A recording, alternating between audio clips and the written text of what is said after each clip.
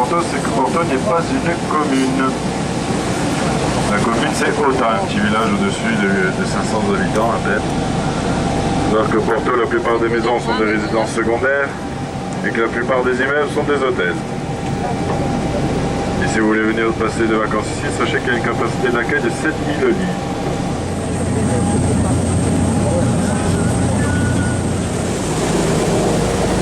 Alors ici, à l'avant-gauche, la plage de Porto, qui refont chaque année un coup de godet.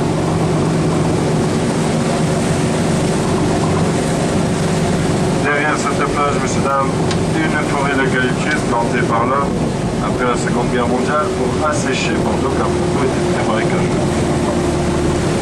D'ailleurs, derrière ces rochers, c'est une rivière qui coule. À propos de rivière et rivière.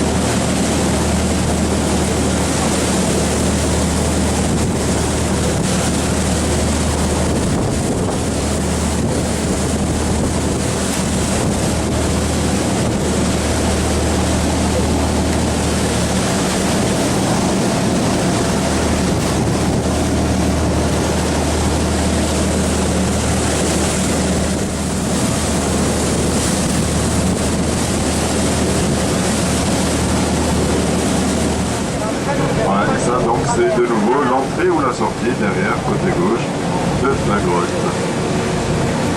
Alors, ce qu'il faut se dire lorsqu'on est à l'intérieur de cette grotte, on peut passer en pièce ou en kayak ou en petit bateau.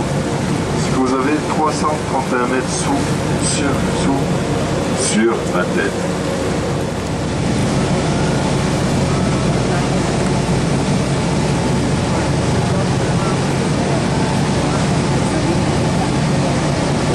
Alors on peut apercevoir le mariage intime entre mer et montagne. Magnifique. Et le rocher que nous avons sur l'avant-gauche du navire, ce triangle avec ses deux avancées, ça c'est le fauteuil de Poséidon. Alors une fois qu'il a fini son œuvre, il est venu s'installer ici, regarder le coucher du soleil, tout ça accompagné d'une bonne pièce. Ensuite, messieurs dames, nous avons pénétré dans une faille avec au fond de cette faille une plage de galets. Donc autant vous dire que l'époque moine aurait aimé être ici. Pas un rayon de soleil transperce ces roches et le va sur la plage de galets. Et les larges caporos que je vous représenterai tout à l'heure de derrière.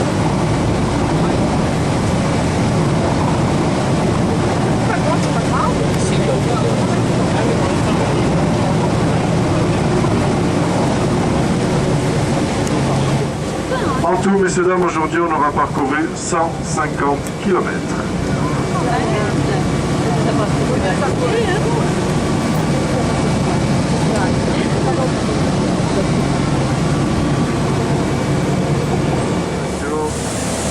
Moi, je reviendrai vers vous au niveau des îles sanguinaires pour éventuellement vous parler des îles sanguinaires, comme promis. Sinon, messieurs dames, pendant le trajet, vous pourrez faire le sport national corse qui est la sieste. Oui, nous n'avons pas le droit de travail, mais vous faites ça.